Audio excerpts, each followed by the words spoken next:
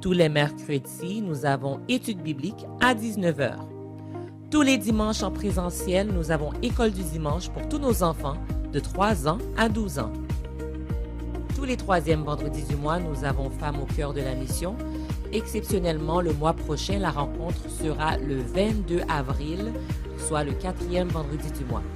Tous les vendredis, il y a jeunesse. Pour les ados, c'est à partir de 19 heures et pour les jeunes adultes, c'est à partir de 20 heures.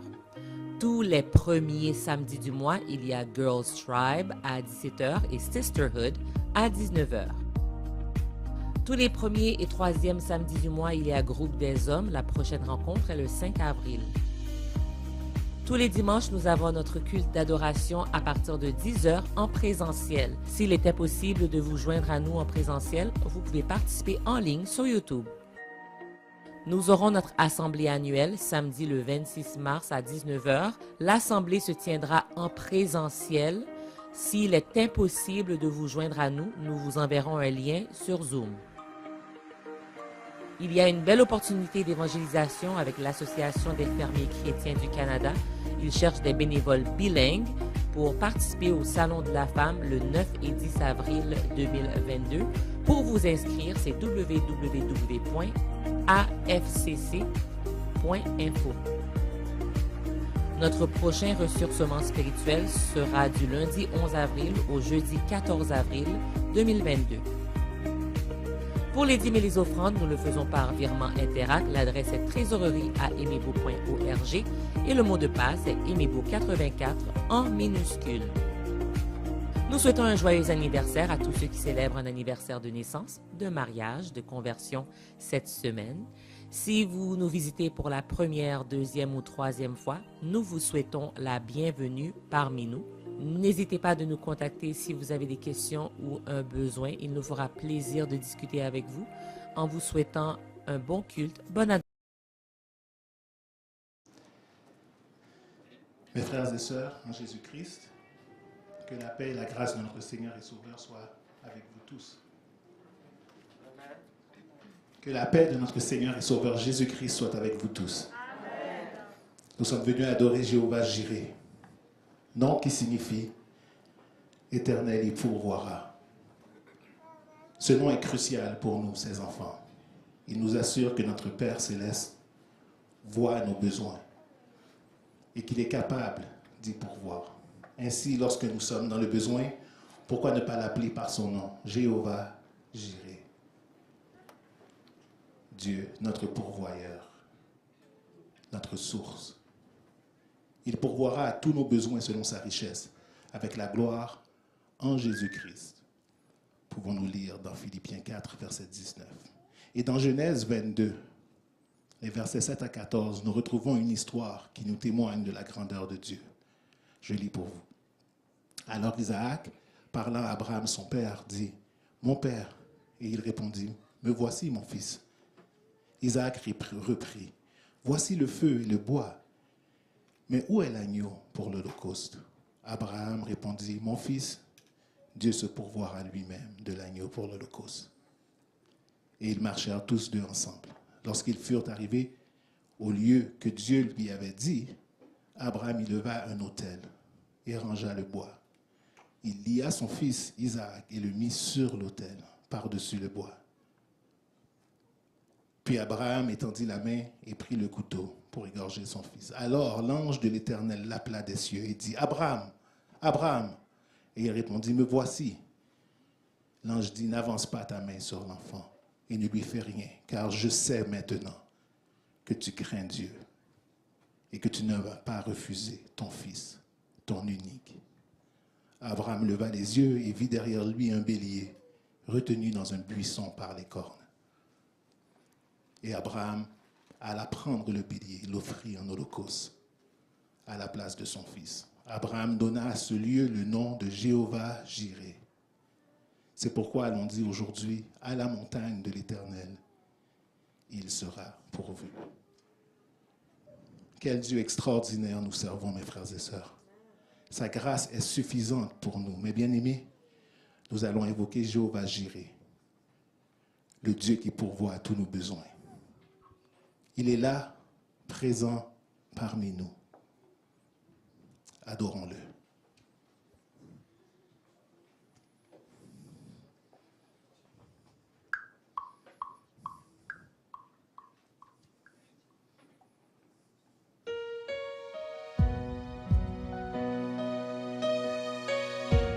Levons-nous.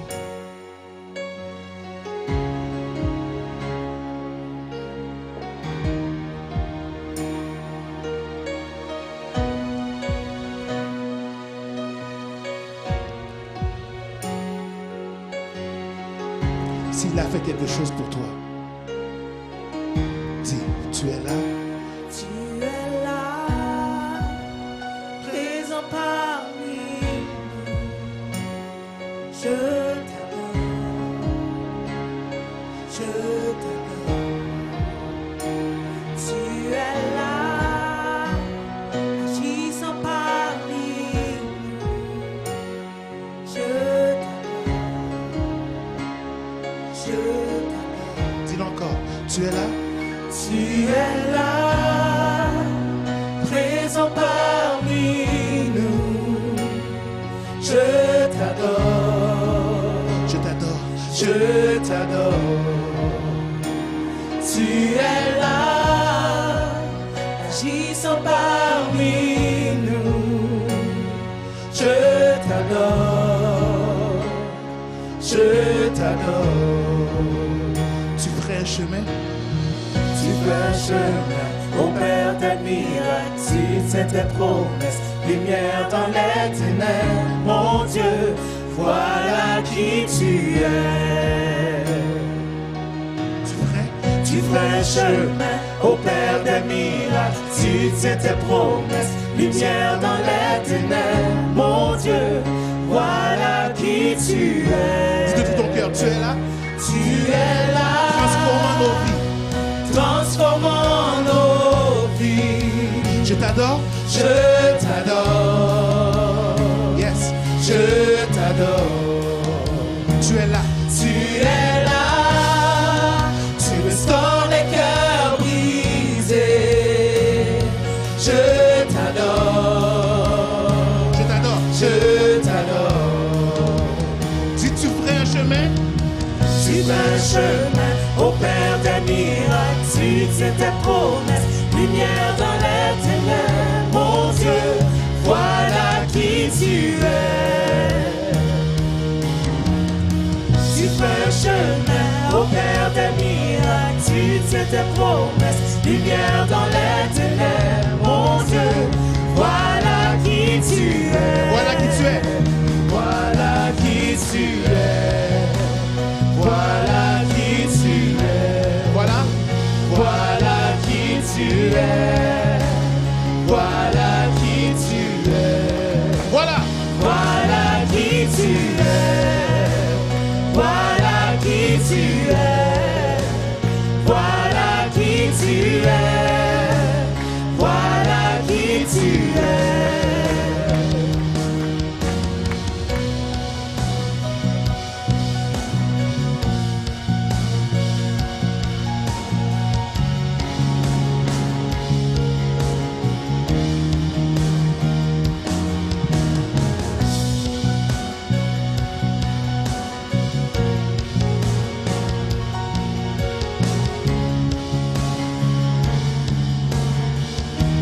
Disons ensemble, et quand je ne le vois pas, Et quand je ne le vois pas, tu es là.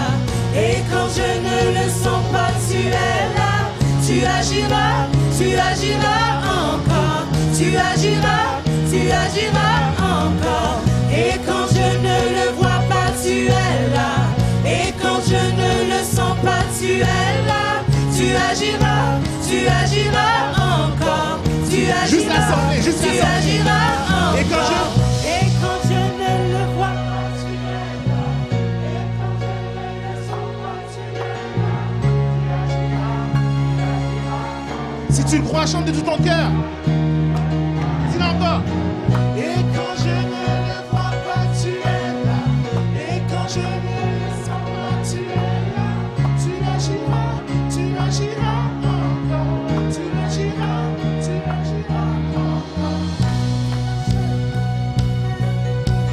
Rappelle-toi de ce qu'il a fait pour toi. Pendant ces 2 ans de pandémie, il a gardé chacun de nous. Merci Seigneur, tu traces un chemin.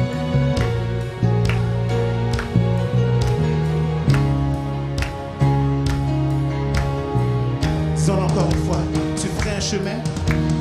Tu ferais un chemin au Père des miracles. Tu tiens tes promesses, lumière dans les ténèbres. Mon Dieu, voilà qui tu es.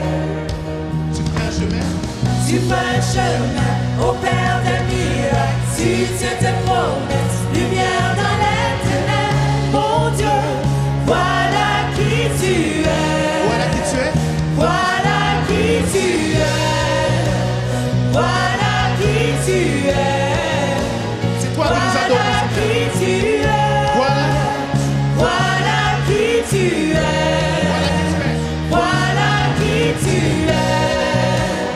Voilà qui tu es. Voilà qui tu es. Voilà qui tu es.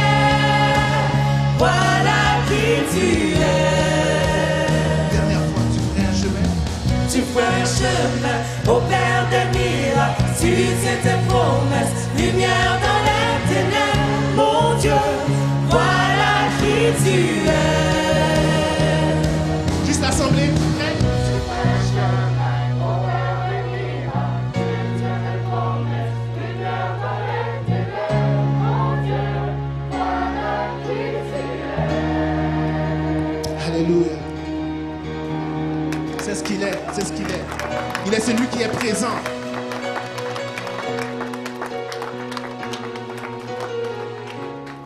Voilà qui tu es. Celui qui opère des miracles. Celui qui tient ses promesses. Merci Seigneur. Lumière dans les ténèbres. C'est toi que nous venons adorer ce matin.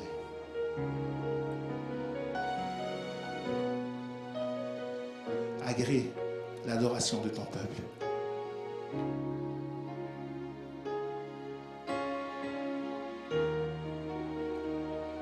Amen. Nous allons continuer notre adoration avec le texte qui sera projeté pour vous et que je ferai la lecture dans le psaume 73.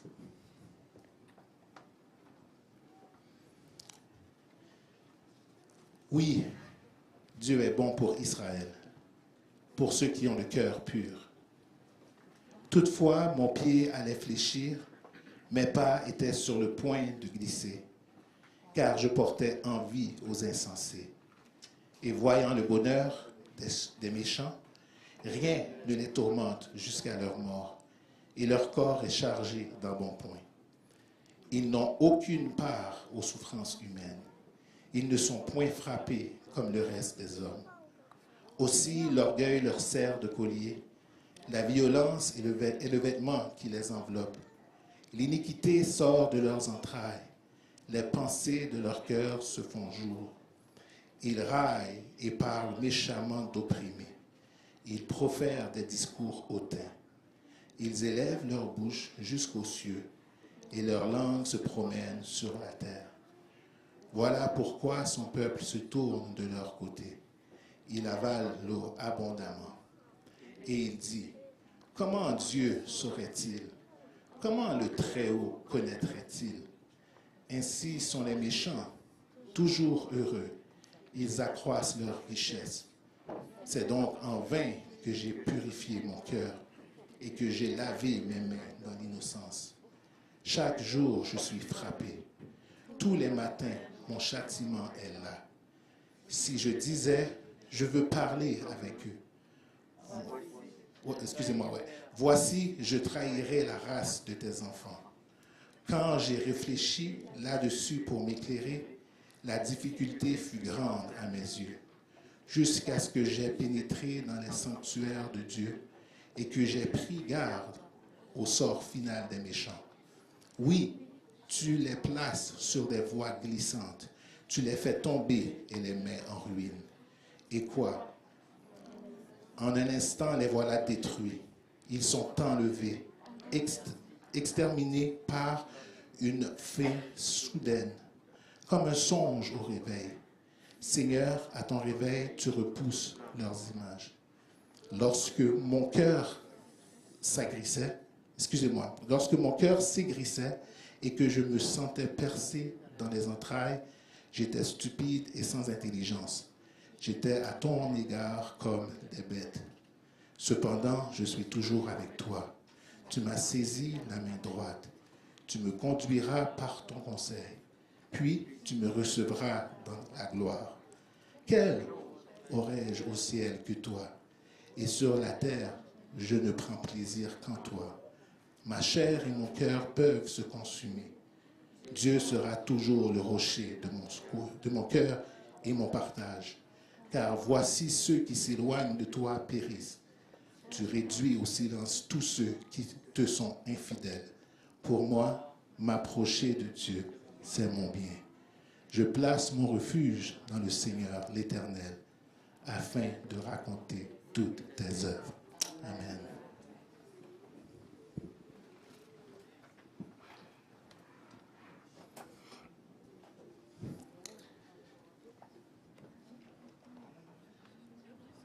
Pour tout ce que tu es, Seigneur, pour tout ce que tu es, reçois la gloire. Tu es Jéhovah Jireh, ma providence.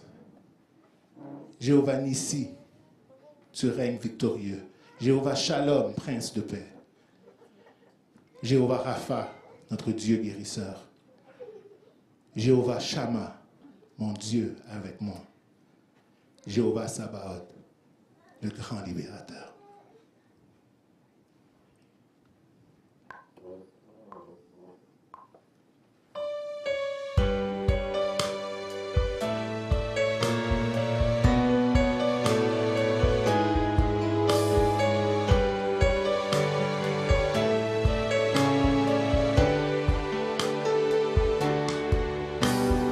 Tout ce que tu es, reçois la gloire. Pour tout ce que tu es, je loue ton nom. Pour tout ce que tu es, j'élèverai ma voix en louange. Seigneur, je t'adore. Pour tout ce que tu es, Seigneur, je t'adore. Pour tout ce que tu es. Si vous chantez avec moi, chantez. Pour tout Ce que tu es, reçois la gloire. Oh oui, pour tout ce que tu es, Seigneur. Pour tout ce que tu es, je loue ton nom.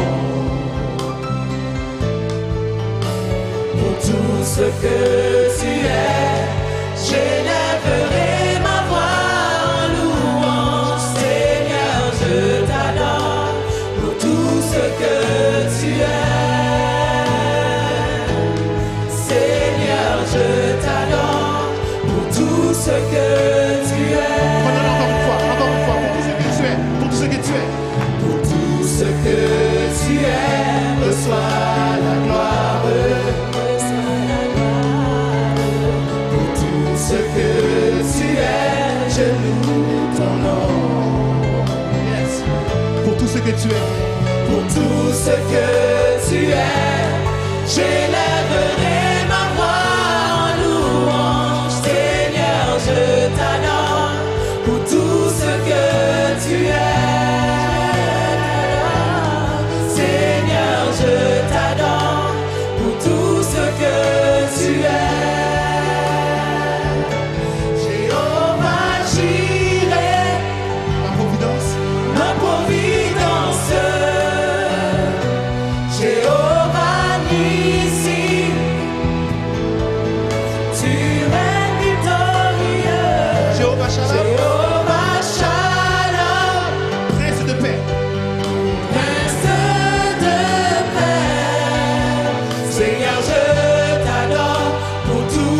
ce que tu es. Tu es Jéhovah Rapha. Jéhovah Rapha, Dieu guérisseur. Dieu guérisseur. Jéhovah Shammah, Mon Dieu est avec moi. mon Dieu avec moi. Jéhovah Sabaoth, Le grand libérateur. le grand libérateur. Seigneur, je t'adore pour tout ce que tu es. Jéhovah Jireh. Ma providence, Nissi. victorieux, Shalom. maître de paix, Shammah. guérisseur. Mon Shammah. Dieu avec moi, Sabaoth. libérateur pour tout ce que tu es. Jéhovah Jireh. Ma providence, Nissi. victorieux, Shalom. maître de paix, Rapha. guérisseur. Mon Shammah. Dieu avec moi, Sabaoth. libérateur pour tout ce que tu es. Pour tout ce que tu es, reçois la gloire, reçois la gloire. Pour tout ce que tu es, je loue ton nom. Pour tout ce que tu es. Pour tout ce que tu es, j'élèverai ma voix en louange. Seigneur, je t'adore pour tout ce que tu es. Je t'adore, Seigneur, je t'adore pour tout ce que tu es.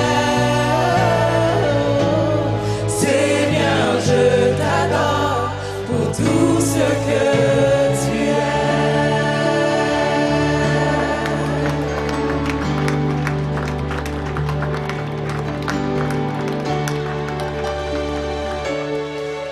Pour tout ce que tu es, Seigneur, tu es digne de recevoir l'adoration, Seigneur. Toute la gloire qui t'est due.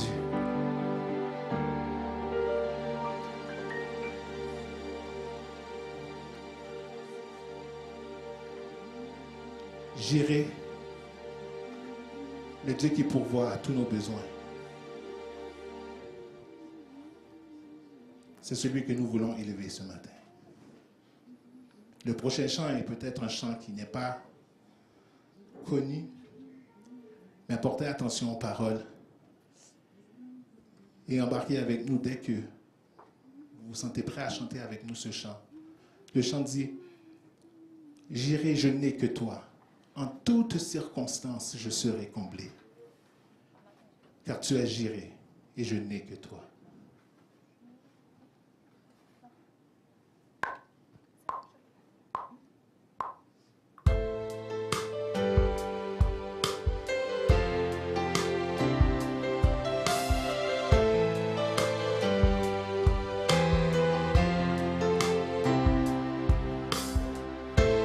Rien ne pourra changer ton amour pour moi. Tu m'as toujours aimé, sans relâcher ton amour, n'abandonne pas. Bien que je sois imparfait, tu es fier de moi. Rien ne pourra changer ton amour pour moi. Aucune tempête ne m'arrêtera. Au milieu des vents, je reconnais le son de ta voix m'appeler à toi. Tu traverserais les mers, si je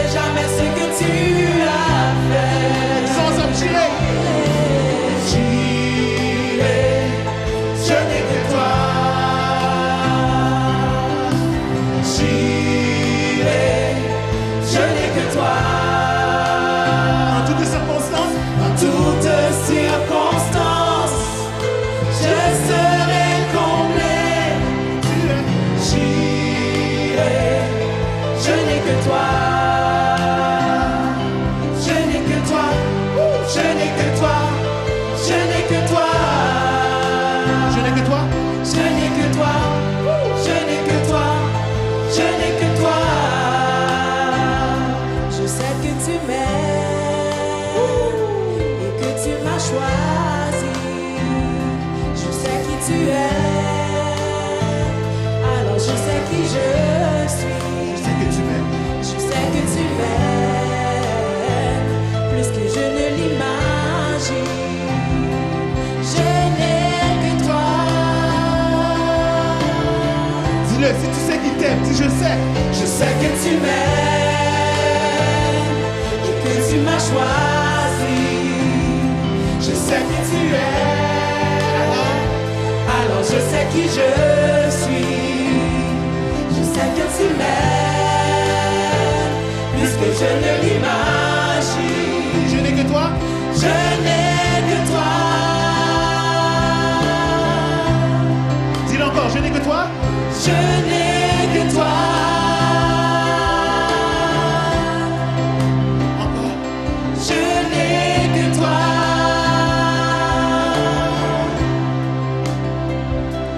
Je n'ai que toi.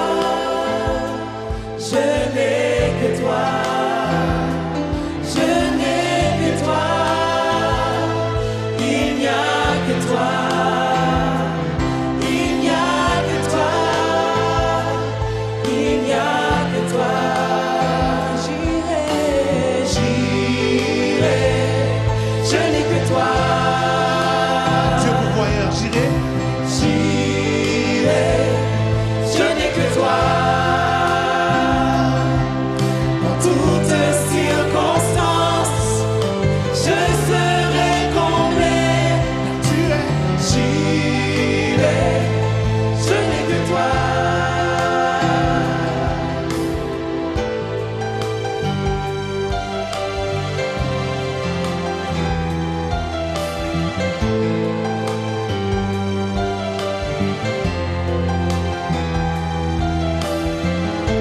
Et si Dieu revêt ainsi, même l'herbe des champs, je ne manquerai de Je ne manquerai de rien. Je ne manquerai de rien. Et si Dieu nourrit ainsi Les oiseaux du ciel. les oiseaux du ciel, je ne manquerai de rien. Je ne Dis-le ensemble. manquerai de rien.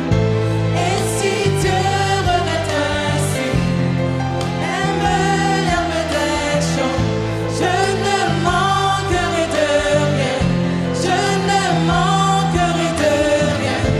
Et si Dieu nourrit ainsi les oiseaux du ciel, je ne manquerai de rien. Je ne manquerai de rien. Je ne manquerai de rien. Je ne manquerai de rien. Je ne manquerai de rien. Je ne Quand tu es, j'irai. manquerai de rien. J'irai. Je n'ai que toi. J'irai. Je n'ai que toi. Toutes circonstances. En toutes circonstances, je serai comblé. Tu es. J'irai. Je n'ai que toi. Juste l'assemblée, j'irai.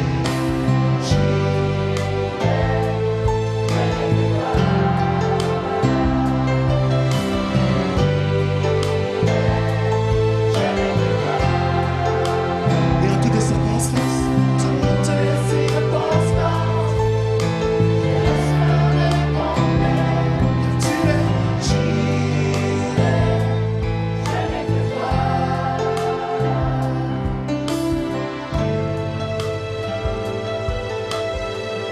Je n'ai que toi, Seigneur.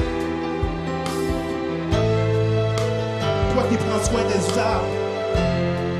Toi qui prends soin des oiseaux. À plus forte raison de prendre pas soin de moi.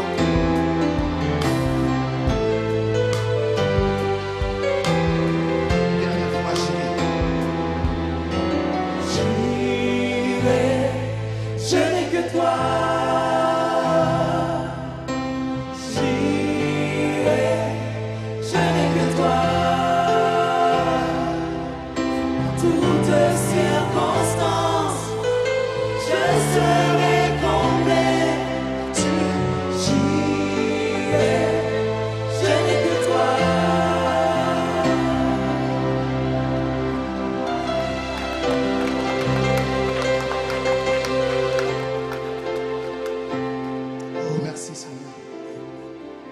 Nous voulons nous approcher de toi.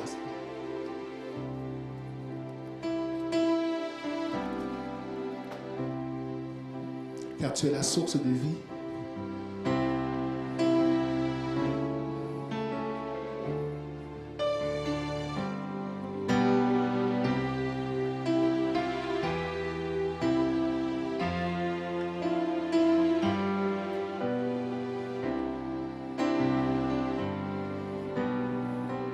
Comme une prière, je m'approche. Je m'approche de toi. Je m'approche de toi. Source de vie, source de vie, mon sauveur bénis-moi. Fais silence. Fais silence en mon cœur. Fais silence en mon cœur. Viens et me parle. Viens et me parle. Oh mon divin Sauveur. Et rends-moi conforme à toi, Seigneur. Rends-moi conforme à toi. Rends-moi conforme à toi. Divin, Divin modèle, mets ton image en moi. rends-moi bouillant, Seigneur. Rends-moi bouillant, Seigneur. Rends-moi bouillant, Seigneur. Pour ton service, que je parte en vainqueur. Et quand tu reviendras, et quand tu reviendras, dans tes milices, tu me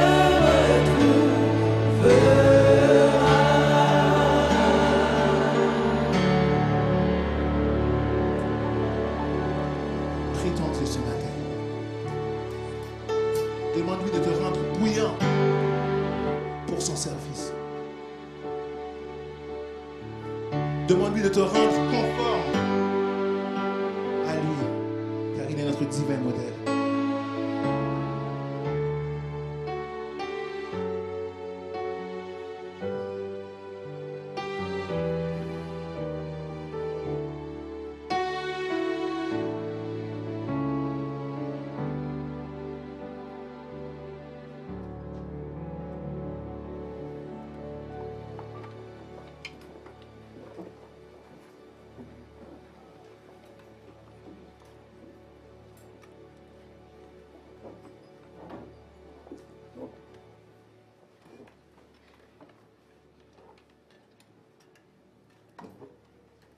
Notre bon Père Céleste,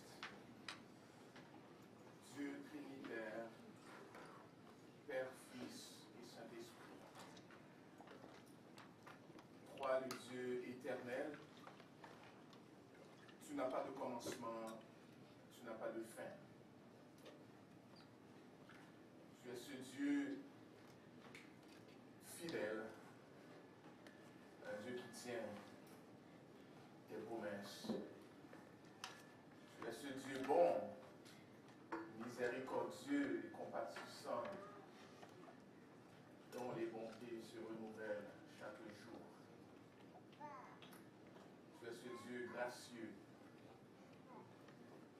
qui sauvent les pécheurs. Quel honneur, quel privilège pour nous de pouvoir nous présenter devant ta majesté bénie ce matin. De pouvoir le faire avec des frères, des sœurs, en présentiel, ou ensemble comme communauté, et avec nos frères et sœurs en ligne, nous pouvons élever ton Saint-Nom.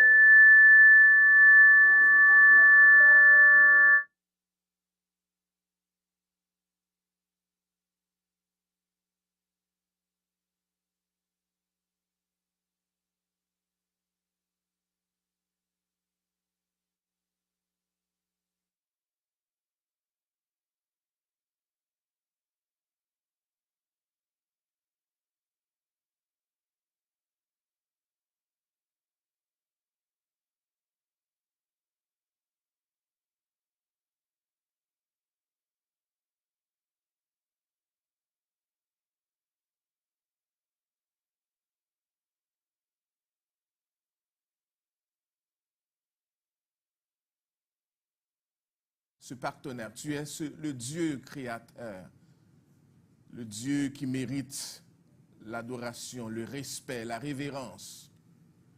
Et nous savons que au cours de cette semaine, nous avons péché contre toi. Nous avons fait, comme dirait le psalmiste, nous avons fait ce qui est mal à tes yeux. En sorte, si tu voulais nous avertir, si tu voulais nous avilir, tu serais juste dans ta sentence, sans reproche dans ton jugement. Si tu voulais, Seigneur, exposer nos péchés pour que les gens voient qui nous sommes vraiment et que nous ayons honte de nous-mêmes, tu aurais pu le faire, mais tu as choisi de ne pas le faire parce que tu es ce Dieu qui pardonne, qui fait grâce. Et ce matin, nous sommes devant toi en confession pour te demander pardon. Pardon pour notre manque d'humilité, pardon pour notre arrogance, pardon pour notre manque de fidélité, pardon pour toutes les fois que nous avons décidé de faire les choses à notre manière plutôt que de nous attendre à toi. Pardon souvent parce que notre volonté passe avant la tienne. Pardon parce que nous avons désobéi, nous avons été en rébellion devant toi.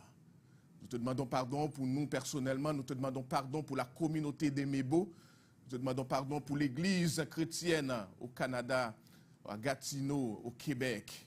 Nous te demandons pardon pour toute la nation. Nous prions que, Seigneur, tu nous viennes en aide et tu nous gardes, Seigneur, des conséquences désastreuses de nos péchés. Nous nous sommes éloignés de toi et nous savons qu'il y a des conséquences. Et nous prions, Seigneur, que tu ouvres nos yeux spirituels de manière à ce que nous retournions à toi, source de vie, source de paix, Dieu infiniment grand. Ce matin, nous te rendons aussi des actions de grâce pour ce que tu fais. Parce que tu es ce Dieu fidèle, même lorsque nous sommes infidèles, tu demeures fidèle, parce que tu ne peux te renier toi-même. C'est ce que tu es. Et malgré notre indignité, malgré notre rébellion devant toi, tu as été encore bon envers nous. Nous te remercions, ô Seigneur, pour Jésus-Christ. Nous te remercions pour notre élection. Nous te remercions pour l'appel irrésistible, pour l'évangile qui nous a sauvés. Nous te remercions pour l'adoption. Nous sommes devenus, nous qui étions loin de toi, nous sommes devenus enfants de Dieu, fils de ton royaume. Nous te remercions pour la régénération, la justification. Nous te remercions pour ce grand jour du retour de notre Seigneur et Sauveur Jésus-Christ, où nous irons vivre pour l'éternité avec toi. Quel glorieux jour ce sera. Mais tu es ce Dieu devant qui nous pouvons aussi nous présenter avec nos supplications. Et nous allons continuer, Seigneur, à te prier jusqu'à ce que tu répondes, jusqu'à ce que, Seigneur, tu guérisses, jusqu'à ce que, Seigneur, tu consoles les cœurs, jusqu'à ce que tu répondes. Parce que nous n'avons pas d'autre lieu où aller. Nous n'avons pas d'autres personnes à qui crier, sinon qu'à toi. Nous voulons rester à tes pieds et faire comme Jacob, te supplier jusqu'à ce que, dans ta bonté, tu daignes répondre à nos supplications. Et nous prions pour nos malades. Nous prions pour notre frère, ce frère bien-aimé Maxime Cochon, dont les diagnostics, Seigneur, ont été tellement désastreux cette semaine que ça pourrait, Seigneur, décourager et lui et toute la famille. Mais nous le remettons à toi, Seigneur, que cette maladie incurable qui a été diagnostiquée soit anathème et que toi-même tu interviennes dans le nom de Jésus pour guérir cet homme et lui donner un avenir radieux en comptant sur toi, ô Jésus. Continue à te prier pour nos sœurs Léina, Séraphine, pour les personnes âgées dans nos églises qui ont des douleurs dans leur corps et qui ont besoin que tu les visites, que tu les touches. Nous prions au Dieu qui guérit toute maladie, de visiter notre assemblée et de voir les personnes qui portent des maladies dans leur corps. Et peut-être qu'il y en a parmi nous qui ne savons même pas des maladies que nous avons dans nos corps. Et nous prions que ton toucher nous guérisse. Nous prions que tu consoles les cœurs des personnes encore endeuillées. Nous prions que tu visites ceux qui sont découragés, abattus. Ceux sous qui cette pandémie a laissé tellement de cicatrices et pour qui c'est difficile encore, Seigneur, de se joindre à ton peuple pour te louer. Nous prions que tu réveilles nos frères et sœurs. Et ce matin, nous joignons notre cœur ensemble avec ton peuple en Ukraine pour supplier ta grâce. Tu vois, Seigneur, ces millions de personnes désemparées qui laissent tout derrière eux, qui laissent mari, qui laissent parents pour chercher un meilleur endroit où vivre.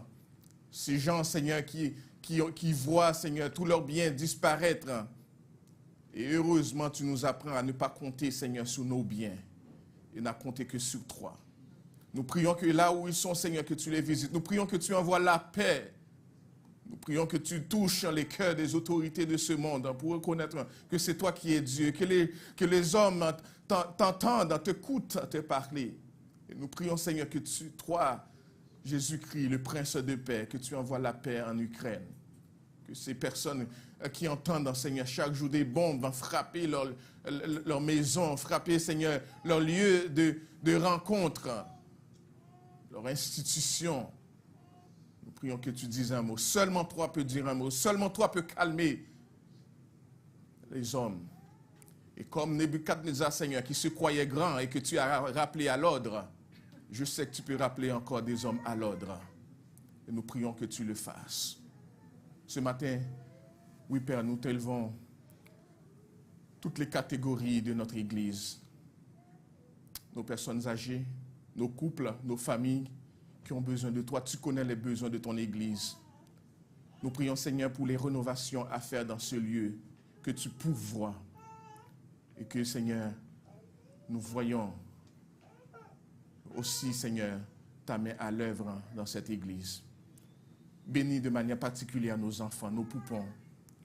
Nous prions, Seigneur, que ta main bénie soit sur leur vie, que tu les protèges de tout danger, de tout virus, Seigneur, que tu les protèges, Seigneur, de toute influence des pères, que tu leur donnes un cœur déjà qui te cherche, un cœur qui t'aime, que tu leur donnes, Seigneur, de prendre déjà l'habitude de lire ta parole, de te prier dans leurs propres mots, parce que toi, tu comprends même les mots les moins clairs.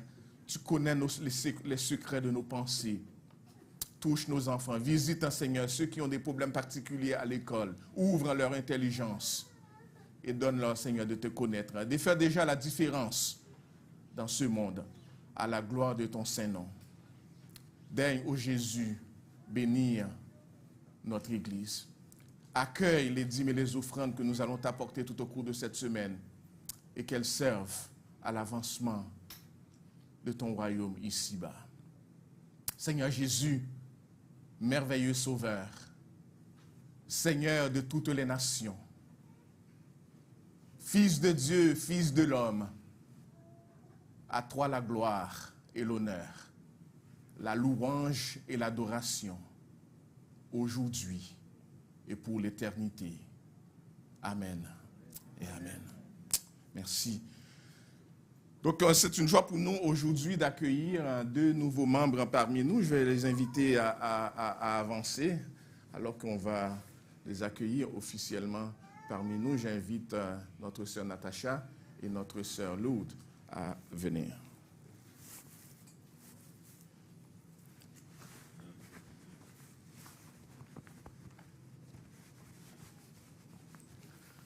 je vais vous demander de m'entourer, une personne, une famille ici, une autre personne de l'autre côté. Et puis on va garder notre distance quand même. Merci. Oui, en fait, nous sommes dans la joie d'accueillir de nouveaux membres dans la famille des Mébo. C'est toujours une joie de pouvoir le faire. Des fois, nous sommes un peu attristés de voir quelques personnes nous laisser, mais on est content aussi lorsque Dieu envoie des servantes, des serviteurs parmi nous.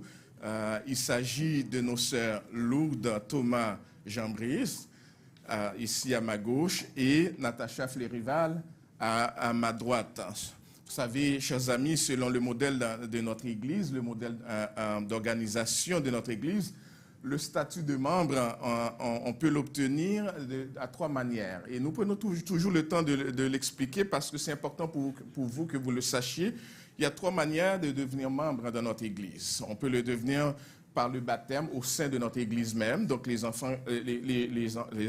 gens qui reçoivent la formation de classe de baptême et qui se font baptiser à l'intérieur de notre Église le deviennent automatiquement. Ensuite, par le transfert accompagné d'une lettre, une personne qui quitte son Église et qui vient avec une lettre, on l'accueille tout de suite, ou par l'expérience. Et l'expérience, selon notre charte, c'est une fois que la personne aurait passé 6 mois à l'intérieur de notre Église de manière régulière, la personne peut demander de devenir membre. L'admission de sœur Lourdes se fait sur la base de l'expérience et celle de notre sœur Natacha à la fois sur l'expérience et le transfert étant recommandée par son pasteur Patrick Samuel, avec qui j'ai eu l'occasion de parler et qui me l'a recommandé fortement.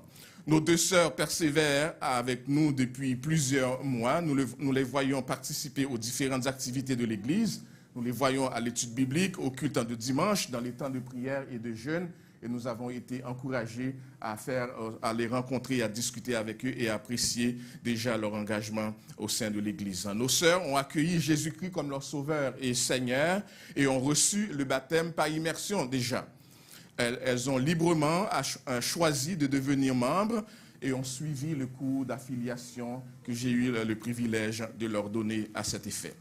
Après avoir étudié leur demande de se joindre à notre famille spirituelle et évalué le fondement de leur foi en Jésus-Christ, cela nous fait grand plaisir de les recevoir comme membres à part entière de la grande famille des Mébo, avec les droits, avec les privilèges, mais aussi avec les responsabilités que tout cela leur confère. Sœur Lourdes, Sœur Natacha, au nom du conseil pastoral, au nom du conseil d'administration de l'Église et de tous les membres des Mébo, nous vous accueillons officiellement comme membres de l'Église missionnaire évangélique baptiste de l'Outaouais.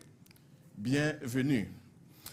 Puisse Dieu vous bénir notre alliance ensemble et votre engagement dans l'œuvre de Jésus-Christ ici à son Église. Nous vous félicitons déjà pour votre implication, votre persévérance et votre amour pour Mébo. Sœur Natacha, Sœur Lourdes sont déjà membres des petits groupes. Ils font partie des groupes Connexion. Elles sont aussi membres du groupe FCM, Femmes au cœur de la mission.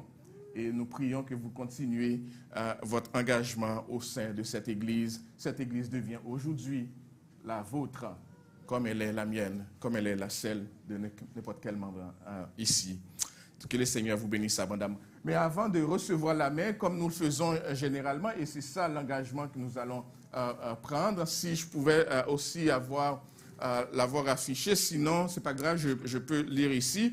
Je vais demander, et c'est l'engagement que vous prenez non seulement devant nous, mais aussi devant Dieu.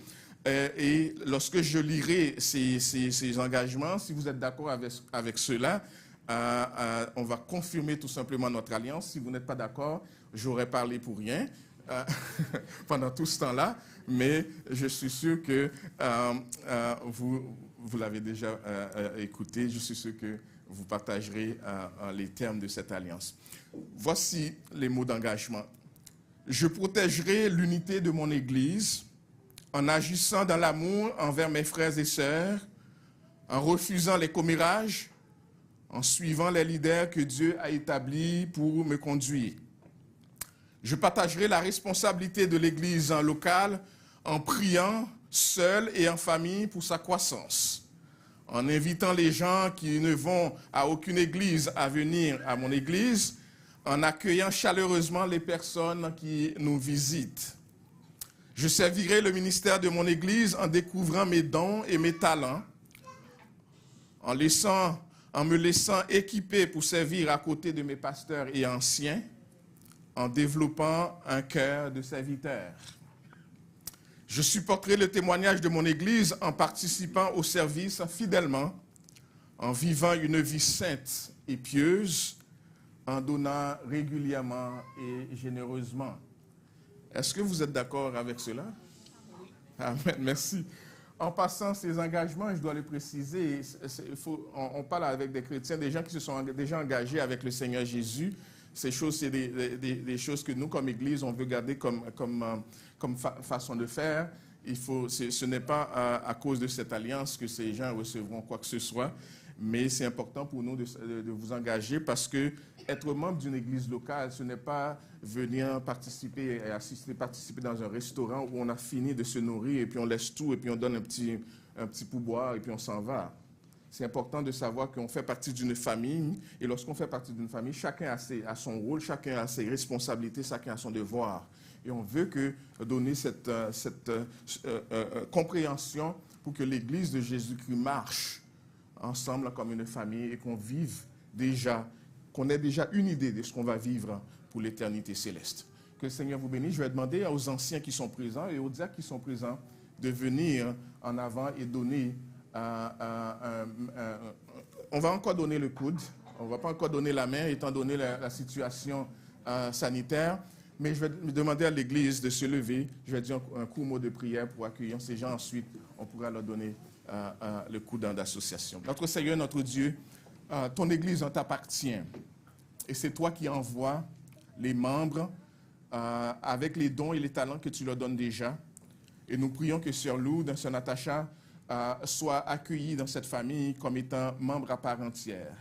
Nous prions que tu bénisses leur vie à l'intérieur de cette Église. Nous prions, Seigneur, qu'elles se sentent dans une famille déjà unie et qu'elles ne font qu'apporter leur propre contribution dans cette famille qui marche déjà à ta ressemblance.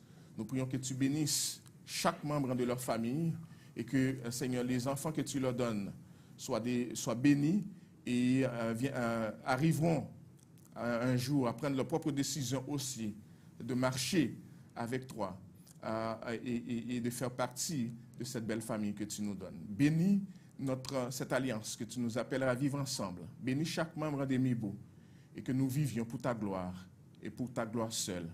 Par Jésus-Christ, notre Seigneur et Sauveur, nous t'avons ainsi prié. Amen. Amen. Merci, vous pourriez vous rasseoir. Je demande aux anciens qui sont présents de venir et aux diacres qui sont présents et on va saluer nos sœurs.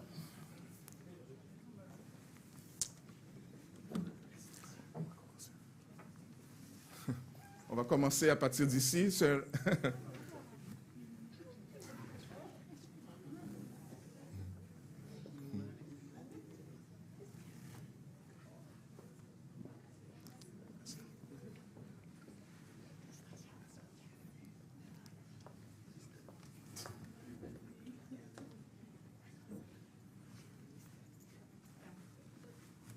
Seigneur te bénisse.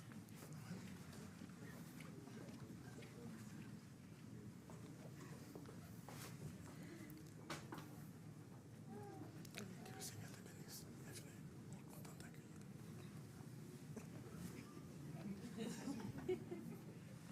Merci. Merci beaucoup.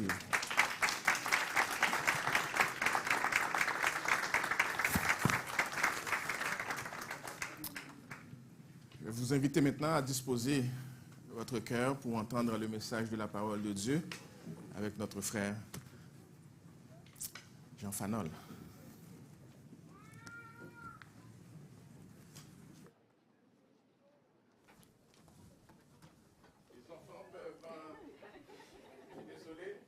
Les enfants peuvent aller dans leur classe.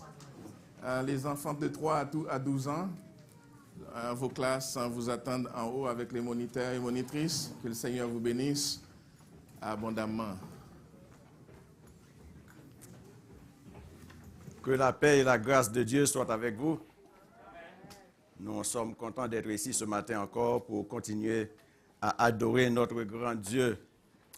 Et sans tarder, je vais vous inviter à vous lever. Nous allons faire la lecture de la parole de Dieu dans le livre de 2 Timothée, chapitre 4, les versets 1 à 8. 2 Timothée, chapitre 4, les versets 1 à 8. Je vais lire pour nous. Je t'en conjure devant Dieu et devant Jésus-Christ qui doit juger les vivants et les morts, et au nom de son avènement et de son royaume. Prêche la parole, insiste en toute occasion, favorable ou non. Reprend, censure, exhorte avec toute douceur et en instruisant. Car il viendra un temps où les hommes ne supporteront pas la saine doctrine, mais ayant la démangeaison d'entendre des choses agréables, ils se donneront une foule de docteurs, selon leurs propres désirs, détourneront l'oreille de la vérité et se tourneront vers les fables. Mais toi, sois sobre en toutes choses, supporte les souffrances, fais l'œuvre d'un évangéliste, remplis bien ton ministère. Car pour moi, je sers déjà des libations et le moment de mon départ approche. J'ai combattu le bon combat, j'ai achevé la course, j'ai gardé la foi. Désormais, la couronne de justice en m'est réservée. Le Seigneur, le juste juge, me la donnera dans ce jour-là. Et non seulement à moi, mais encore à tous ceux qui auront aimé son avènement. Parole du Seigneur. Merci, asseyez-vous. Le titre du message de ce matin est « Soyez un fidèle serviteur, une fidèle servante ». Soyez un fidèle serviteur, une fidèle servante. Voyons le contexte de la lettre de Paul à Timothée. Paul, le père dans la foi de Timothée, lui a écrit cette lettre pour l'encourager et l'exhorter à marcher d'une manière digne de l'évangile de Jésus-Christ. Paul a écrit cette lettre pendant qu'il était en résidence surveillée à Rome. Il était presque à la fin de sa vie. Il attendait son exécution. Le but de la lettre de Paul à son fils spirituel Timothée est de lui adresser non seulement des conseils salutaires, mais aussi de l'encourager à garder son zèle pour Christ et à rester fermement attaché à la parole, à la saine doctrine de l'Évangile. Paul a profité de cette occasion pour rappeler à Timothée que la vie éternelle est comme une course. Et pour l'atteindre, pour la remporter, il faut s'entraîner sans relâche. De ce fait, il a proposé un plan d'entraînement qui lui permettra d'atteindre le but. Le plan proposé à Timothée n'est que la stricte application de la parole de Dieu dans sa vie. Voilà le contexte de la lettre de Paul à Timothée. À partir de la lecture que nous avons faite ce matin, nous allons développer les points suivants. D'abord, les conseils salutaires de Paul à Timothée, selon le verset 1 à 4. En deuxième lieu, nous allons voir quelques caractéristiques du leader, selon le verset 5. Et enfin, nous allons faire une succincte autobiographie de Paul, selon le verset 7. Voyons maintenant les conseils salutaires de Paul à Timothée. Le verset 1. « Je t'en conjure devant Dieu et devant Jésus-Christ qui doit juger les vivants et les morts, et au nom de son avènement et de son royaume. » L'apôtre Paul a commencé sa lettre en conjurant. C'est tellement important pour Paul, il a adjuré devant Dieu et devant Jésus-Christ. Pourquoi c'est si important pour Paul d'adjurer Timothée de prêcher la parole? La réponse en se trouve dans le même verset 1. C'est important de prêcher la parole parce que Jésus va venir juger les morts et les vivants. Le retour de Jésus est imminent. Il va revenir et installer son royaume. Donc, les gens doivent être prêts pour ce retour. C'est une énorme responsabilité qu'il a confiée à Timothée. Faire connaître la bonne nouvelle de Jésus-Christ. Au verset 2, Paul n'a pas seulement demandé à Timothée de prêcher la parole, mais aussi d'insister en toute occasion, favorable ou non. On pourrait dire que Timothée ne doit pas oublier sa mission première, celle de faire connaître la bonne nouvelle de Jésus-Christ, ni se détourner de l'évangile sous prétexte que le monde évolue. Timothée devait être attentif, diligent et apprêter l'oreille à tout ce qui se dit et tout ce qui se fait autour de lui. Remarquez bien, les deux verbes que Paul a utilisés sont à l'impératif. Prêche la parole et insiste. Et si vous lisez le verset 5, vous allez voir que les verbes sont encore à l'impératif. Ce n'était pas un choix pour Timothée. Il fallait absolument qu'il prêche la parole de Dieu et insiste, quel que soit le prix à payer. La parole de Dieu, qui est la vérité, doit être annoncée telle qu'elle et sans détour. C'est important de voir que Paul n'a pas dit à Timothée, prêche la religion, prêche ta parole, mais bien la parole. C'est-à-dire celle qui est la vérité absolue. Il y a une différence entre sa parole et celle de Dieu. Timothée doit prêcher la parole de Dieu. La seule parole qui est la vérité absolue est la parole de Dieu et non sa propre parole. Prêche la parole, c'est dénoncer en même temps les mensonges, les mauvaises pratiques religieuses, des inepties, des fausses croyances, des fausses doctrines qui induisent les gens en erreur. Prêche la parole et insiste, c'est éviter la fantaisie, le prétendu nouvel évangile, des supposées nouvelles idées qui surgissent.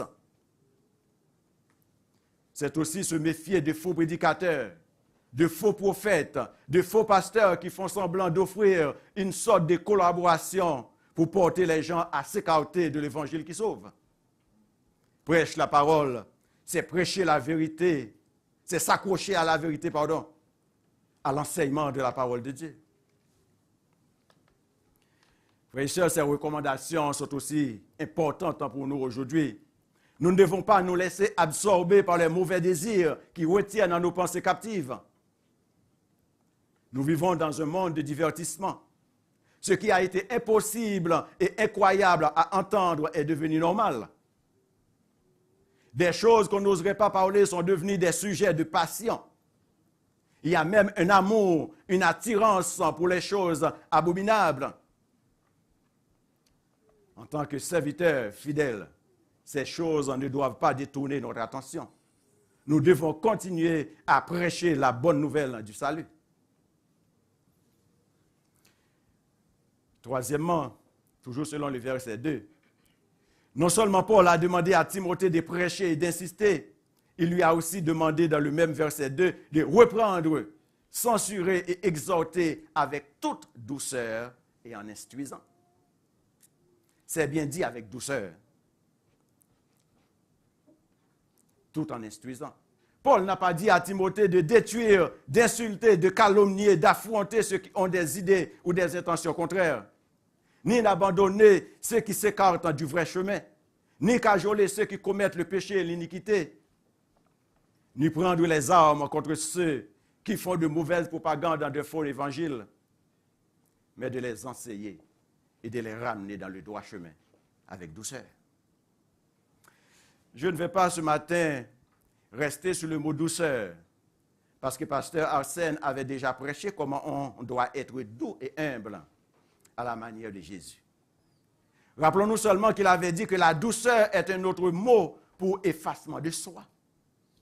Que la préoccupation principale du disciple de Jésus n'est pas de toujours insister sur ses propres droits, mais de faire preuve d'une véritable humilité. Et qu'être doux implique l'absence de malice et de vengeance de la part du serviteur de Christ. Frères et sœurs, les gens qui se détournent de la vérité doivent être enseignés et instruits par la parole qui ne change pas, par la parole qui n'a pas d'ombre de variation. Parfois, il y a des gens qui pensent qu'un pasteur ne devrait même pas parler à un frère ou à une sœur de l'Église qui a commis un péché. Ce n'est pas ça que la Bible enseigne. En Matthieu chapitre 18, le verset 15, nous lisons « Si ton frère a péché, va et reprends-le entre toi et lui seul. S'il t'écoute, tu as gagné ton frère. » Donc, il est important pour Timothée de se nourrir de la parole de Dieu pour pouvoir la partager aux autres qui se dispersent ou qui ne la connaissent pas. C'est avec la parole de Dieu qu'on doit combattre les fausses doctrines. Parce que la parole de Dieu ne varie pas d'une époque à une autre. Il y a un auteur qui a dit que les fausses doctrines sont tellement énormes qu'on ne peut pas tout le temps les énumérer. Mais si on connaît la vraie parole, on va chasser toutes les fausses par la vraie. C'est comme les fausses monnaies. On les rejette parce qu'on connaît la vraie monnaie, dit-on. Il faut connaître et se nourrir de la parole de Dieu pour faire échec aux fausses doctrines et aux mensonges qui se propagent présentement. Au verset 3. Car il viendra un temps où les hommes ne supporteront pas la saine doctrine, mais ayant la démangeaison d'entendre des choses agréables, ils se donneront une foule de docteurs selon leurs propres désirs. Paul a averti Timothée qu'au dernier temps, les hommes se détourneront de la parole de Dieu pour des fables. Ils feront plus de confiance à ce que les faux prophètes vont leur annoncer et ils auront la démangeaison à entendre des choses agréables. Et qui plus est, ce ne sont pas seulement les faux prophètes qui les attirent, mais ce sont eux qui se donnent une foule de faux docteurs selon leurs propres désirs. De nos jours, dans certaines églises, ce sont des sensations fortes qui attirent les gens. Ils sont à la recherche des miracles. Au lieu d'écouter la saine doctrine, les gens vont se diriger vers des prédicateurs qui vont leur dire ce qu'ils veulent entendre. Et ils se donnent à cœur joie. Bien-aimés, nous sommes dans ces derniers temps à regarder et à écouter ce qui se passe dans le monde et même dans certaines églises, nous allons nous rendre compte que nous sommes au dernier temps. Ce qu'on n'aurait jamais pensé ou imaginé commence à se produire dans certaines églises dites protestantes. Et il va y en avoir d'autres choses plus abominables qui s'en viennent. En ces derniers temps, certains religieux trouvent que c'est normal de célébrer des mariages des gens de même sexe. Je dis bien religieux, je ne dis pas des chrétiens. En 2 Timothée, chapitre 3, le verset 4, nous lisons qu'au dernier temps, les hommes vont aimer le plaisir plus que Dieu. Avez-vous remarqué que les spectacles qui captivent plus d'attention, ce sont ceux dans lesquels on ridiculise les autres? Les rassemblements qui attirent plus de fans, ce sont ceux où on se moque des gens haut placés. Les bonnes mœurs deviennent des sujets d'amusement et d'ironie pour les humoristes. On dirait que les oreilles des gens ne supportent plus la vérité et les bonnes choses. Les menteurs sont plus convaincants et populaires que les gens qui disent la vérité. Avec les médias sociaux, c'est encore pire.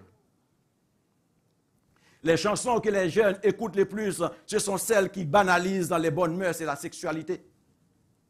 Celles qui encouragent la violence, celles qui encouragent la prise de la drogue, etc. Or, on sait que la banalisation d'une chose, c'est la priver de son originalité. Pourtant, subtilement, certains artistes et certaines vedettes font la promotion de la perversion.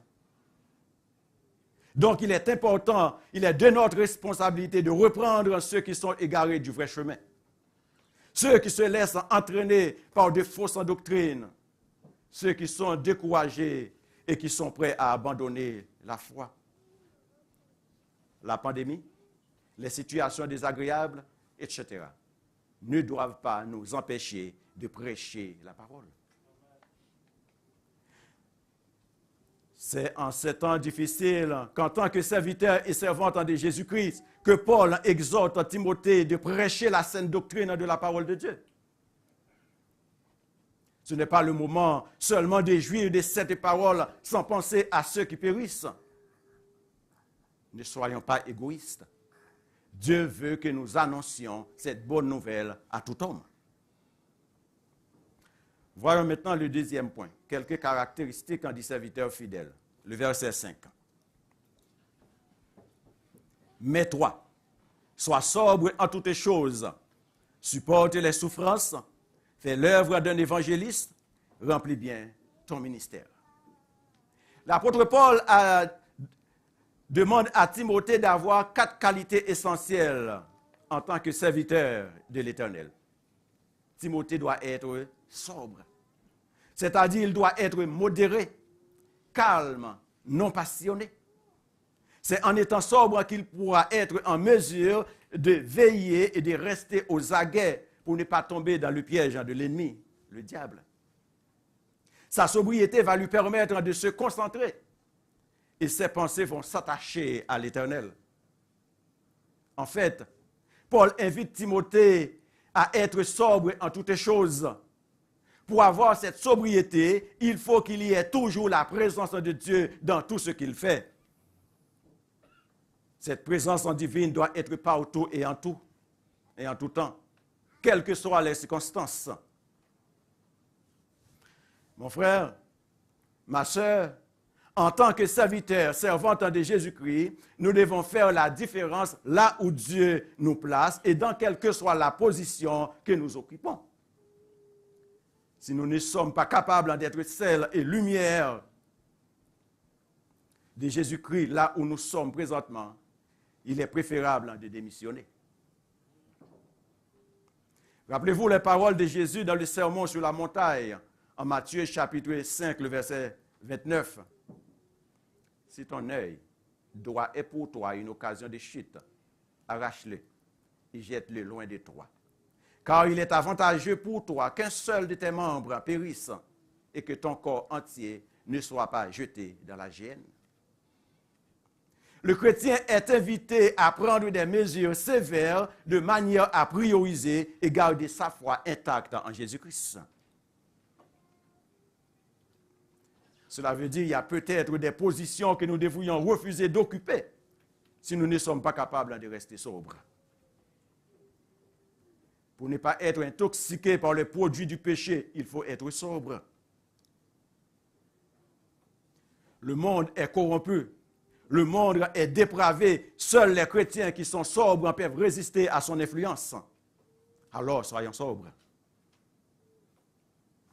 1 Thessaloniciens, chapitre 5, le verset 6 nous dit « Ne dormons donc point comme les autres, mais veillons et soyons sobres. » Première caractéristique, sois sobre.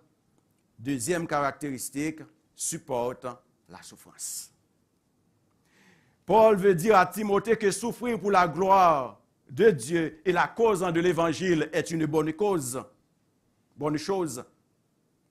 Jésus est notre modèle, lui le juste, il a souffert pour les injustes. Cependant, il n'y a aucune gloire de souffrir pour le mal. En d'autres mots, si vous commettez un mal et que vous souffrez, il n'y a pas de gloire. En revanche, la Bible affirme c'est une grâce de supporter les afflictions par motif de conscience envers Dieu quand on souffre injustement. 1 Pierre chapitre 2, le verset 19. L'Éternel est présent au sein de la souffrance de ses serviteurs et de ses servantes lorsque c'est à cause de la foi, de leur foi. Faut-il en chercher la souffrance, le trouble pour prouver que nous sommes des chrétiens? Loin de là. Mais si cela arrive dans notre mission, nous devons faire confiance à Jésus qui marchera avec nous.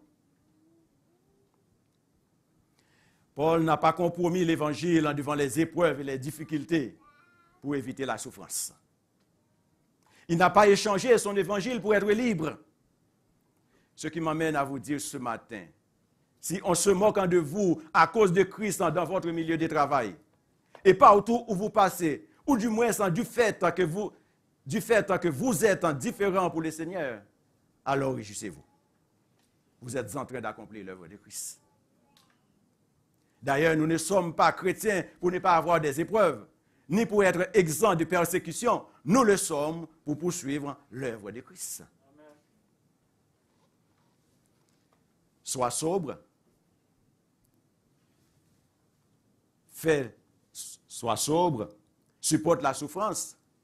Et troisième caractéristique, fais l'œuvre d'un évangéliste. Timothée est appelé à faire l'œuvre d'un évangéliste. Un évangéliste est quelqu'un qui annonce la bonne nouvelle, dit-on. Sa mission est de partager le message de l'évangile qui sauve, parce que l'évangile est une puissance de Dieu pour le salut de quiconque croit. Romains chapitre 1, le verset 16. Timothée ne doit pas prêcher un évangile de conformité. Un évangile selon chaque classe sociale, mais il doit prêcher selon la parole de Dieu. Faire l'œuvre d'un évangéliste commence à la maison, au travail et partout. Malheureusement, certains maris n'ont pas d'impact sur leur épouse. Certaines épouses n'ont pas d'impact sur leur mari. Certains parents n'ont pas d'impact sur leurs enfants. Certains chrétiens n'ont pas d'impact sur leurs collègues de travail, sur les autres, sur leurs voisins, etc. Ce n'est pas seulement les dimanches matins que nous devons faire l'œuvre de l'évangéliste. Être évangéliste, c'est d'avoir un cœur transformé, un cœur à la recherche des âmes pour Christ. C'est celui qui annonce la bonne nouvelle de l'évangile et qui appelle les hommes à la repentance. Quatrième caractéristique, remplis bien ton ministère. Timothée est encouragé à bien remplir le ministère pour lequel il a été appelé. Il doit l'accomplir convenablement. Il doit s'acquitter de toutes les tâches qui se rapportent à son ministère. Timothée doit accomplir ce que Dieu veut qu'il fasse selon sa volonté. Malheureusement, certains croyants pensent occuper des ministères que l'Éternel n'a jamais donnés. Par exemple, calomnier pour détruire, ruiner la réputation des autres, critiquer pour décourager ne sont pas des ministères que l'Éternel nous a confiés. Diviser non plus pour régner, ce ne sont pas des ministères que l'Éternel nous a confiés. Amen. Au verset 6. Car pour moi, je sers déjà des libations et le moment de mon départ approche. Paul est prêt à répandre son sang en holocauste. Il était prêt à mourir en martyr pour la cause de l'Évangile. Notons que Paul est un habitué à la souffrance pour la cause de l'Évangile.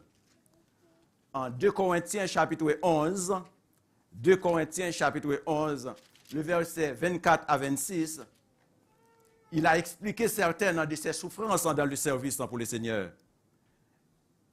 2 Corinthiens chapitre 11, verset 24 à 26.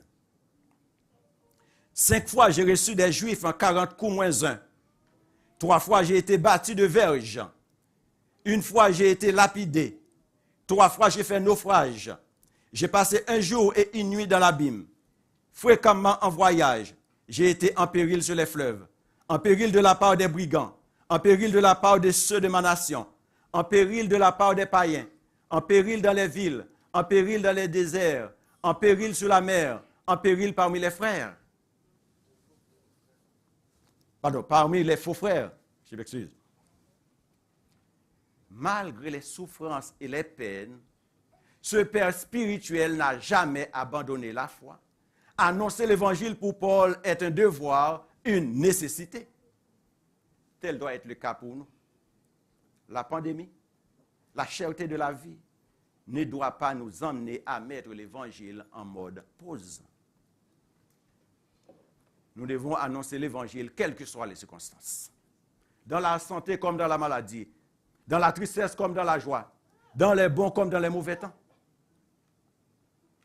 Bien entendu, aujourd'hui, nous ne sommes pas menacés physiquement quand nous annonçons l'évangile. Cependant, nous pouvons faire face à des fausses doctrines, à toutes sortes de critiques, à des railleries, à des moqueries, à des histoires mensongères. On peut même dire que nous sommes démodés, sexistes ou racistes à cause de l'évangile. Quoi qu'il en soit, nous avons l'obligation d'être sobres, de supporter la souffrance pour la cause de l'évangile, de faire l'œuvre d'un évangéliste et remplir bien notre ministère. Mon frère, ma sœur, on va savoir que nous sommes des témoins fidèles si nous produisons des fruits dignes de l'évangile de Jésus-Christ. C'est par notre engagement à la cause de Christ, notre implication dans la vie de l'Église, dans la vie de son Église et dans ce monde, qu'on va voir si nous sommes des témoins fidèles. Je ne veux pas que vous compreniez que prêcher l'Évangile, c'est seulement faire du porte-à-porte, bien que cela en fasse partie. Prêcher l'Évangile, c'est d'utiliser tous les moyens que Dieu met à notre disposition pour proclamer son Évangile. Nous ne pouvons pas être des missionnaires pour Christ si nous ne prenons pas l'Évangile de Jésus-Christ à cœur. Paul n'a jamais raté une occasion pour prêcher l'Évangile. La grâce qu'il a trouvée en Christ, il voulait la partager à tout le monde. Voyons maintenant le troisième point. L'autobiographie de Paul. Le verset 7.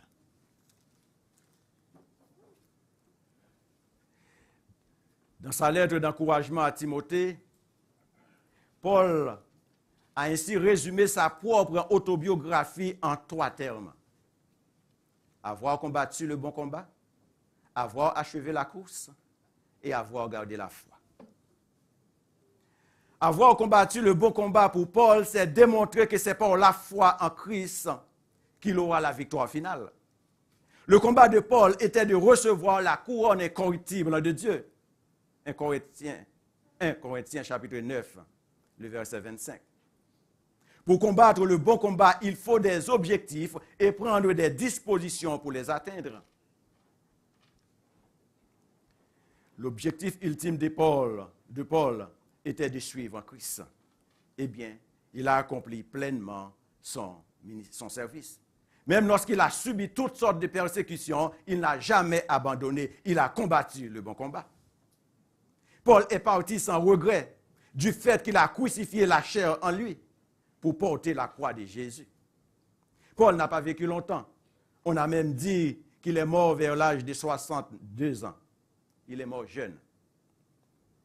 Mais il a vécu une vie bien remplie. Néanmoins, depuis qu'il a rencontré le Seigneur, il a bouleversé le monde par la puissance de l'Évangile. Il était un serviteur infatigable. Deuxième terme de son autobiographie, avoir achevé la course. Paul est arrivé au bout de sa carrière. Il a tout fait pour la gloire de Dieu. Il n'a pas recherché sa propre satisfaction, mais il a vécu pour la gloire de celui qui l'a envoyé. Voilà pourquoi les difficultés et les épreuves rencontrées durant sa course ne pouvaient pas l'écarter de la trajectoire à suivre. Il a été un modèle en toutes circonstances pour les chrétiens. Il était même capable de dire « Soyez mes imitateurs, comme je le suis moi-même de Christ. » En toutes circonstances, il a cherché d'abord la justice de Dieu en renonçant à l'impiété. Troisième terme de son autobiographie, garder la foi. Paul avait bien compris que la foi n'est pas un fait accompli. Il fallait qu'il persévère jusqu'à la fin. C'est par la foi qu'il a saisi la vie éternelle pour laquelle il a souffert en restant fidèle à son engagement. L'apôtre Paul a tenu bon. Il n'a pas abandonné la course pour laquelle il s'est engagé. Au verset 8, Paul est convaincu que la couronne de justice lui est réservée. La confiance de Paul en son Dieu est sans équivoque. Cette conviction ne vient pas du fait qu'il est un bon gars, ou bien du fait qu'il a travaillé fort pour mériter une couronne. Il sait que c'est par la grâce de son Dieu. Il savait que Dieu tient toujours ses promesses et cela lui a donné l'assurance du salut. Il n'attend que d'être au ciel pour être avec le Seigneur. Cette même assurance l'a aussi convaincu que tous ceux qui ont combattu le bon combat comme lui, ils seront lors de l'avènement du Christ. Voilà la consolation pour ceux qui comptent sur la miséricorde de Dieu. Paul savait qu'il ne méritait rien, mais qu'il avait tout par la grâce. Faisons quelques applications pour terminer. Frères et sœurs, les conseils de Paul à Timothée sont aussi adressés à nous-mêmes ce matin. Prêchons la parole. Insiste en toute occasion. Favorable ou non. Reprenons.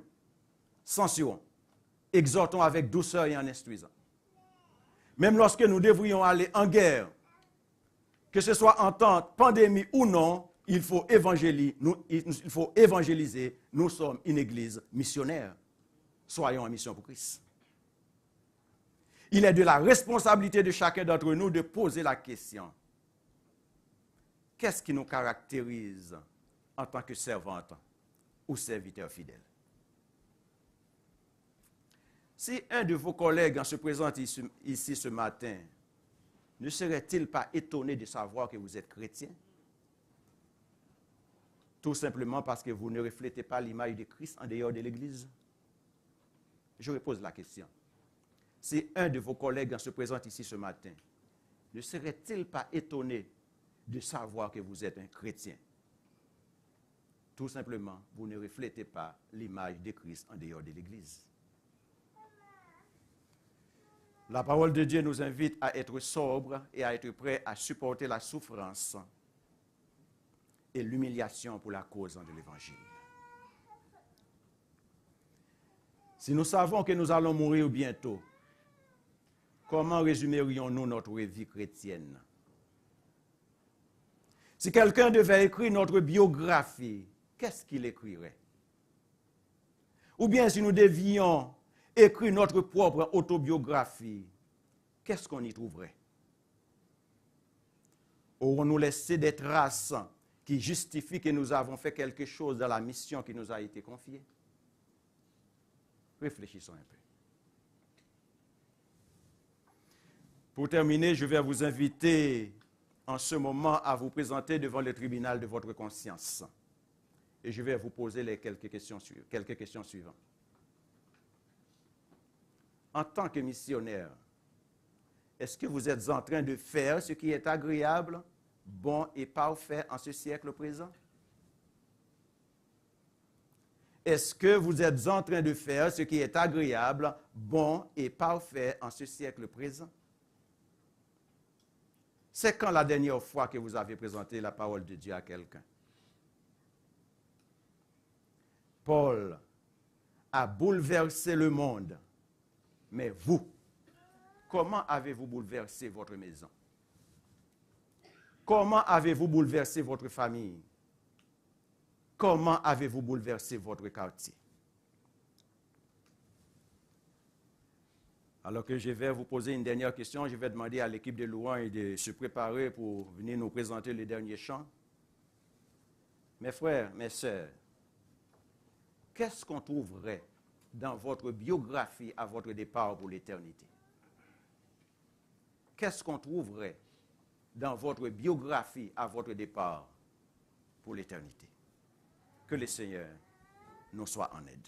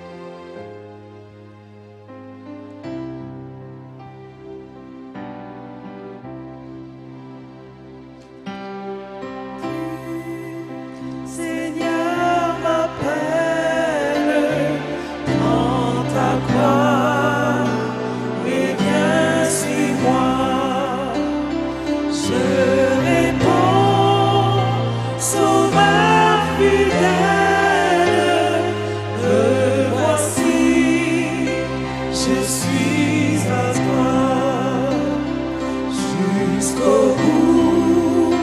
Je veux te suivre dans les bons, les mauvais jours. À toi pour mourir et vivre. À toi Jésus pour toujours. Mais le chemin du calvaire est étroit et périlleux. est étroit et périlleux. C'est un chemin solitaire. C'est un chemin solitaire, difficile et ténébreux. Jusqu'au bout. Jusqu'au bout, je veux te suivre dans les bons, les mauvais jours. À toi pour mourir et vivre. À toi pour mourir et vivre. À toi Jésus pour toujours. Il faut quitter. Il faut quitter ce qu'on aime, savoir être mal jugé, en tirer l'injure même du monde être méprisé. Jusqu'au bout, je veux te suivre dans les bons, les mauvais jours. À toi pour mourir et vivre. À toi Jésus pour toujours. Perdre sa propre vie, consentir à n'être rien, n'avoir qu'une seule envie, aimer Jésus le Seigneur. Jusqu'au bout. Jusqu'au bout, je veux te suivre dans les bons, les mauvais jours. À toi pour mourir. À toi pour mourir et vivre. À toi Jésus pour toujours. Seulement l'assemblée. Jésus donne grâce.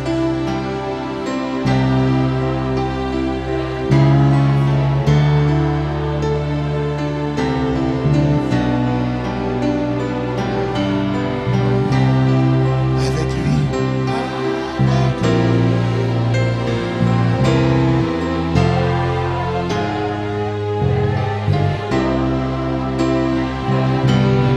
Tout le monde ensemble.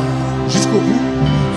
Jusqu'au bout, je veux te suivre dans les bons, les mauvais jours.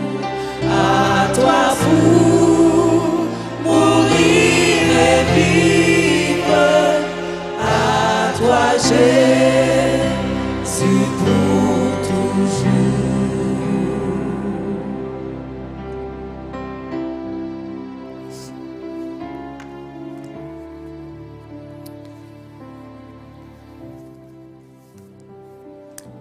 Et que le Seigneur nous vienne en aide dans ce chant qu'on vient chanter, de le suivre jusqu'au bout. Jusqu'au bout.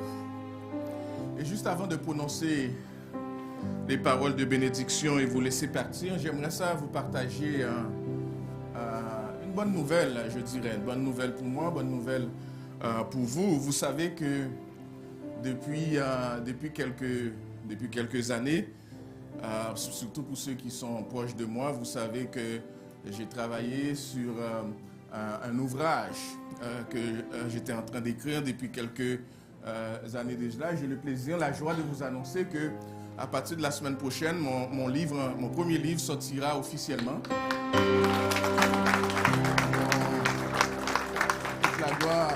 Toute la gloire au Seigneur.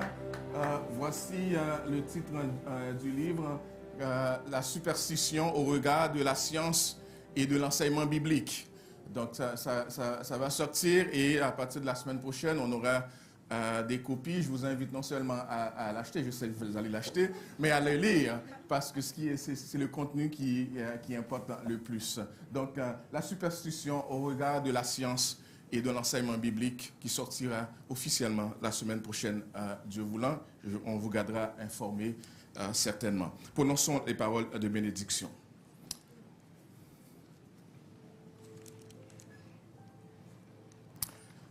Que la paix de Dieu qui a ramené d'entre les morts le grand pasteur des brebis par le sang d'une alliance éternelle, notre Seigneur Jésus-Christ, vous rendre capable de toute bonne œuvre pour l'accomplissement de sa volonté et fasse de vous ce qui lui est agréable par Jésus-Christ, auquel soit la gloire au siècle des siècles.